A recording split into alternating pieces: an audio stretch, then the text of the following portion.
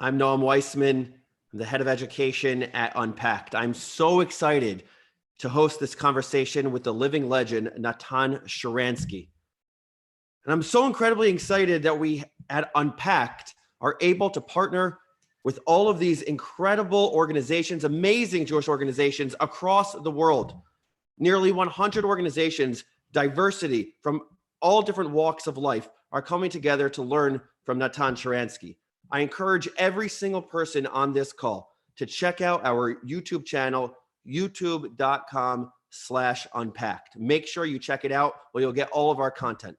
But again, I want to thank all of our partners. It's so inspirational to see all of you join forces together globally to learn with and about Natan Sharansky. I want to start this event the way we should start every event, with the why. Why are we doing this? Why Natan Sharansky? More than ever, we're trying to feel connected to create meaningful dialogue from across the world. Our program today introduces the man of the hour, Natan Sharansky, who fought long and hard against the former Soviet regime behind bars and side by side with many of his Jewish brothers and Jewish sisters for the right to practice Judaism and for the right to go to Israel. Since then, he has held various leadership positions throughout the Jewish world in Israel, and he currently is the chair of the Institute for the Study of Global Anti-Semitism and Policy. And what I find most inspiring about him is he is a leading voice on Jewish unity today. Today, we explore his unique narrative and how in times like this, right now, we can learn from his life and take some inspiration into the days and perhaps weeks ahead. Here's what we're going to do. I'm going to give you some basic facts about Natan Sharansky. Make sure you're listening closely. We have schools from across the globe participating in this. We're going to play a game of Kahoot. If you're an adult and haven't heard of that, well, your child has heard of it. Let's make sure to play Kahoot together. It's going to be a good time. My colleague, Avi Posen, is going to be leading that. And then we're going to hear from Natan Sharansky. He's going to give us some answers to some questions that I have. So who is Natan Sharansky? Wow, how do I begin this? Natan Sharansky spent 9 years in the worst prisons that the Soviet regime had to offer. Natan Sharansky is someone that I learned so much about growing up. He's somebody who was part of my life, part of so many people's lives, someone that we didn't know personally, but somebody that we all got to know from hearing his story. He loved the Jewish people, and he loved Israel so much. And here's a story when he was finally released in a prisoner exchange on a bridge to Berlin. It's a story that many of us have heard about. I'm sure if you haven't heard this, pay close attention now. When he was about to be released by his prisoners, Sharansky's captors gave him strict instructions. Here was the instruction. Ready? Walk straight across to the other side of the bridge. What did Sharansky do? He climbed out of his car and closed the door, and he began to walk across. Suddenly, he started zigzagging. A step or two to the left, a step or two to the right, zigzag, zigzag, back and forth he went. The Americans who were on the other side started wondering, what is going on here? Was he drugged? Is something wrong with him? Is he injured? What's going on here? It was bizarre. Really weird. When he reached the other side, he finally explained everything that was going on. Why did he do what he did? He explained it was a final gesture of defiance. It was a final gesture to demonstrate to his captors that he was not willing to listen to what they were telling him to do. They told him to walk straight. So what did he do? He zigzagged. They told him not to practice Judaism. What did he do? He practiced Judaism. They told him not to commit to Israel. What did he do? Commit to Israel. He decided he was definitely not going to start following their orders now. Not on his final steps towards freedom. No way, no how. Sharansky's zigzag walk over the bridge was a powerful and symbolic act of protest and resilience. And even that act doesn't begin to scratch the surface of Natan's Jewish heroism in the face of oppression. So here are facts And I want you to pay close attention to these facts about Natan Sharansky, because we're going to be doing the first ever international Zoom competition from my own living room, a first international Zoom Kahoot competition about the life and times of Natan Sharansky. It's so amazing to see all these different names pop up here, from all these different cities from across the globe. Unbelievable. So here's what we're going to do. Here are some facts. And if you win, there are going to be 3 prizes, by the way. So pay close attention. Avi Pose and my colleagues are going to tell you what the prizes are. So fact number one, his name was not always Natan Sharansky. Actually, and I hope I pronounced this correctly, it was Anatoly Borisovich Sharansky. He changed his name after making Aliyah. And there are many other famous Israeli figures like Golda Meir, was Golda Meyerson. Shimon Peres was Persky, I think. David Ben-Gurion was David Gruen. So he was another example of a Jewish Israeli figure who really changed his name when he got to Israel. So it's Anatoly. Hope you remember that. Number 2, I got to tell you this. He is low-key a genius. A genius. Most people don't know Sharansky studied science and physics. People think of him as a diplomat, as a politician perhaps, as a spokesperson. But he was always sharp with his sharp and clever IQ. He studied at the Institute of Physics and Applied Math, which is the Soviet MIT for those of us who are so American-centric, perhaps like me. Number 3, that's fact number 2. Number 3, during his 9 years in prison, he was in solitary confinement for 4.5 years. Listen to that, solitary confinement for 4.5 years. And he was in a punishment cell for 405 days. He completed a 110-day hunger strike. He started his hunger strike on Yom Kippur 1982, and he was force-fed 34 times. Terribly sad. He also spent 12 years separated from his wife Avital, who was a main heroine throughout the whole story. He and his wife were separated one day after getting married. It's hard to even imagine. But he was an inspiration to so many, including Nelson Mandela. Nelson Mandela, the former president of South Africa, and a leading fighter against apartheid. He was inspired by none other than Natan Sharansky. Natan Sharansky's book, Fear No Evil. He read it while in prison. And when he was in prison and he received his book from Natan Sharansky, Mandela read it cover to cover. And finally, the iconic song, Am Yisrael Chai. You know, we could all sing it together. Am Yisrael Chai, Am Yisrael Chai, hey, Am Yisrael, Am Yisrael. That song was created by Rabbi Shlomo Carlebach and became the anthem to free Soviet Jewry. It spread throughout the Jewish world and was sung by Soviet Jews in synagogues and secret meetings. Those are the facts about Natan Sharansky. That's the why in this crazy moment in the history of the world that we are now doing this event together with Natan Sharansky. Natan, I'm so excited to have you here. I'm going to ask you 3 questions. Here are the 3 questions. Question number 1, I'm going to read you a quote, okay? Here's the quote that I have for you. You wrote, "The sense of Jewish unity was a real force, like the current that helps you swim downriver. But Jews don't swim alone. We're not even supposed to pray alone, seeking 9 others for a quorum, a minyan instead. When you join the Jewish people, you don't just get an identity. With all these ideas and values, you get a community. With all these people and personalities too. Since joining, I was never alone." Natan, how did you feel Jewish unity while you were so secluded and isolated? Well, first of all, I had a very good rehearsal, because before I went to prison, I was absolutely Soviet Jew without any identity, and wanted only to survive and make my career in spite of anti-Semitism.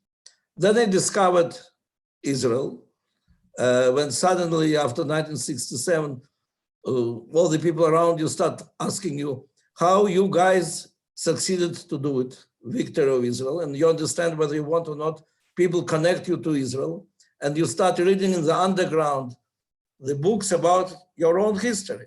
And you discover that if only you want, you can be part of this history and of these people who want to help you, and from the state of Israel, which is ready to send airplanes to the end of the world, but to help you. And then I became activist. And for a number of years, while being an activist in Soviet Jewry movement and the human rights movement, I met with many Jews who were coming from the West, from New York, from Los Angeles, from many other parts of the world, and who wanted to help. And you saw how devoted they are. And then, while in prison, you're trying to remember, to restore every moment that you spent talking to those Jews, or speaking by telephone with Israel or with some Jews abroad, describing the situation, or participating in demonstrations when you feel that it's a small demonstration of 10 people, you'll be arrested, but all the Jewish world will go on demonstration to defend you.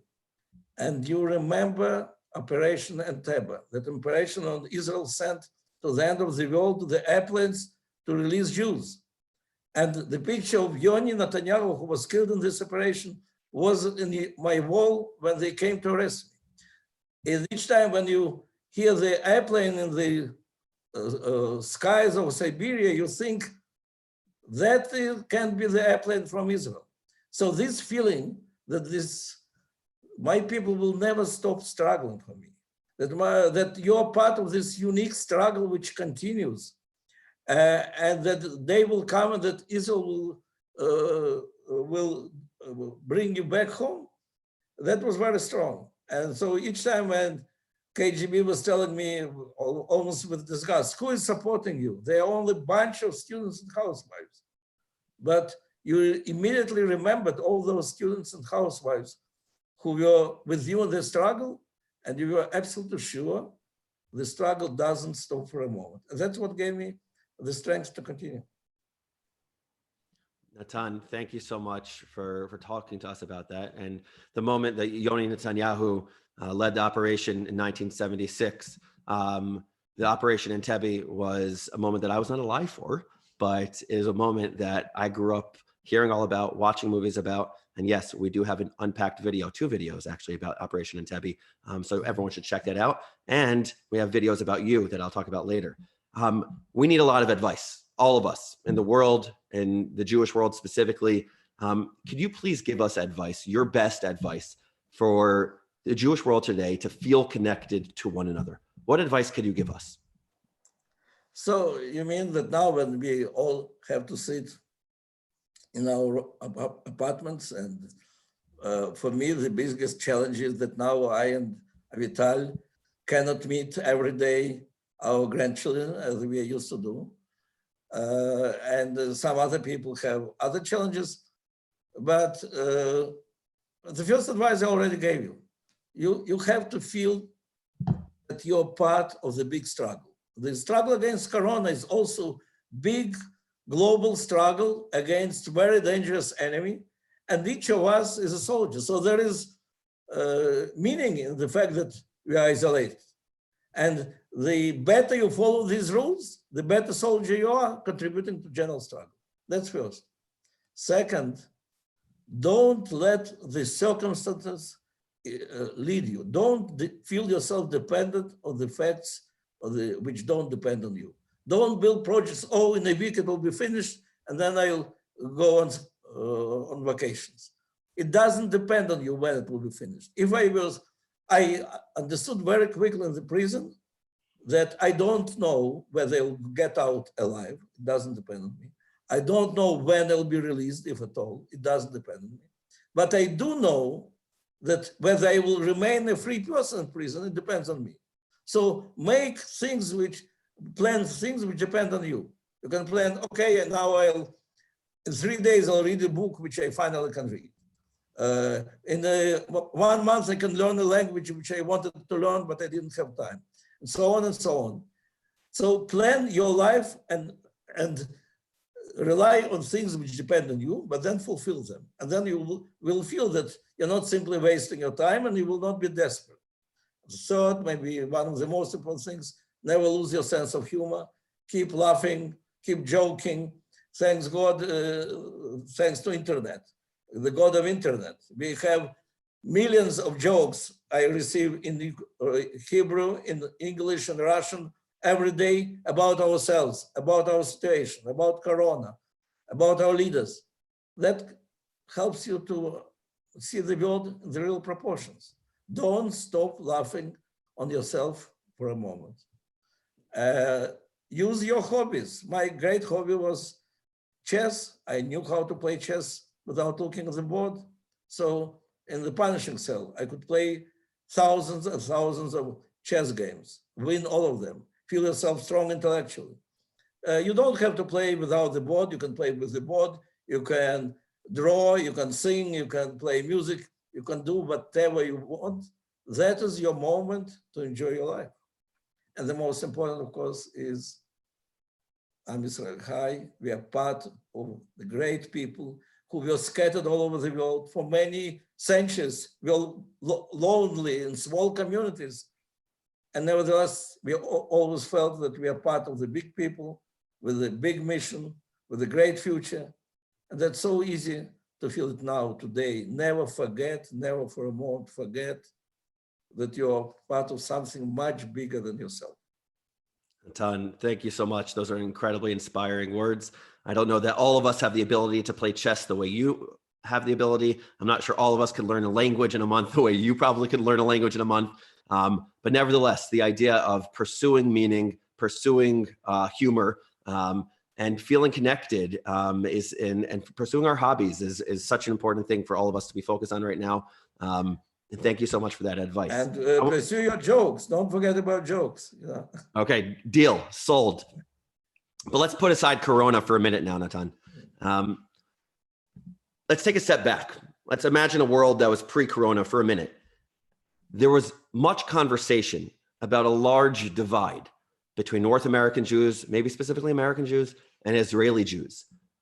What do you recommend to young people when it comes to bridging this divide? How do we do it? Look, first of all, you have to ask yourself, do you really want to be part of this family? And I think it's so interesting when you discover, or rediscover, as in my case, discovered at the age of 20, this very interesting history. When you discover how cool it is to be in connection with all the Jews, how interesting it is to come to Israel and to discover that it's modern, young, full of energy place. So if you decide that you're part of, that you want to be part of this family, then you have to understand that we are not twins, we are siblings. We chose to live in different environment. Half of us chose to live in Jewish state, in Jewish democratic state in the Middle East, surrounded with all these dictatorships. And part of us chose to live as a minority in liberal society in the country like America. Survival strategies are different. Our interests sometimes look different. But if you're family, you have first of all to understand what are the interests of the other part of the family. The fact that today so many young Jews in diaspora are not ready to appreciate fully the passion of this struggle, democratic struggle of Israel for its right to exist as a democracy among all these dictatorships. Or the fact that so many Israelis are not ready to appreciate the importance of religious tolerance, or the fact that in order to survive in that environment in America, they need all these different forms of the expressing Judaism. And that builds a kind of intolerance, or that why should we do something to satisfy their needs, which are not part of our life, part of our family. And the more you first understand that it is your family and you want to be part of this. And on the other hand, that for this, you have to love them as they are, with their interests, with their preferences. And you have to understand these interests and preferences. Then the bridges are built by themselves. Then nothing is difficult. It's so easy to accept them as they are and to think what I can do here in Israel, what can I do in my community in order to feel closer to them. Right. So, but that's struggle, but it's struggle which is worth fighting. And in the end, you will enjoy, because in the end, the prize is that you feel yourself part of this unique journey through centuries of the unique people with a unique mission. And it influences all the world, becomes a better place when you're a proud part of this family. Natan, if you weren't in Israel and you were in LA here with me, or if I was in Israel and it wasn't coronavirus, the pandemic right now, I give you a huge hug. I want to thank you so much. I speak for many of us when I say that you've had such a powerful impact on our lives without even knowing each and every one of us. I got someone mentioned from the Q&A that they named their child, that they were named, sorry, after you. And there's so many people like that, because I think what you represent to all of us is Jewish unity. What you represent to all of us is Ahavat Yisrael, love for all Jewish people, regardless of denomination, regardless of political affiliation. And what I heard you just say is that if we start from a place of Ahavat Yisrael, of love for Israel, then everything flows from there. We're going to have differences, and that's okay. Families have differences. That's okay. So Natan, thank you for giving us permission to have differences, but the permission starts from a place of loving all Jewish people. Ahavat Yisrael. Thank you, Natan. Thank you so much for your heroism. Thank you so much for inspiring us with everything you do, with the courage that you've shown throughout your life. Thank you. Thank you, Noam. Your English is much better than mine, so you can keep expressing the same ideas as I want to express, but in your much better English. Thank you. Thank you, Natan. I don't know about that. I also wanted to take this opportunity to remind all of you to follow us on social media, on our social media channels. Follow us on Instagram at unpacked.media for all of your Jewish and Israel-related online content, from videos to polls and yes, to memes and much more. Also, make sure you subscribe to our YouTube channel, Unpacked, youtube.com/unpacked, which is your go-to place for all content related to Israeli history, culture, politics, and the Jewish story. And follow us on Twitter at Unpacked Media. Make sure you check us out, Unpacked.media, YouTube/Unpacked, and at Unpacked Media. And if you're an educator, Unpacked.education. But this is for all of our Unpacked channels. Speaking of YouTube, we have 2 amazing videos about the story of Natan Sharansky. Didn't get enough of Natan? Check this out. Watch our video on Let My People Go, the story of Soviet Jewry, the story of the refuseniks, and our other video on the women of Soviet Jewry, the women of the refusnik movements, who are in many cases the real heroines throughout the whole story. So watch these videos on our YouTube channel, youtube.com/unpacked, Let My People Go, and Women of Soviet Jewry. And I want to conclude by telling you all, this is big. We have a new YouTube show coming out. It's this session with Natan was the first of a new series that we at Unpacked are beginning. It's called Game Changers, in which we will bring a diverse group of distinguished speakers into the virtual classroom, featuring speakers like Sarah Hurwitz, the former speechwriter of the First Lady Michelle Obama, Yossi Klein Halevi, incredible author of the award-winning Like Dreamers, Elon Gold, hilarious Jewish comedian. He makes me chuckle every single time I talk to him. And of course, Barry Weiss, New York Times journalist and a leading thinker in the fight against anti-Semitism.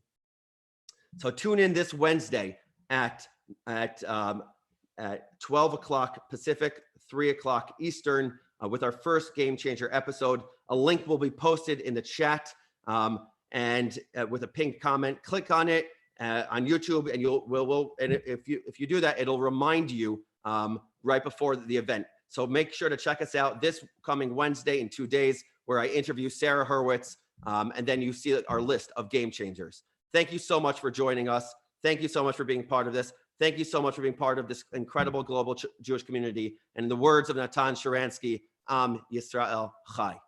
Thank you so much.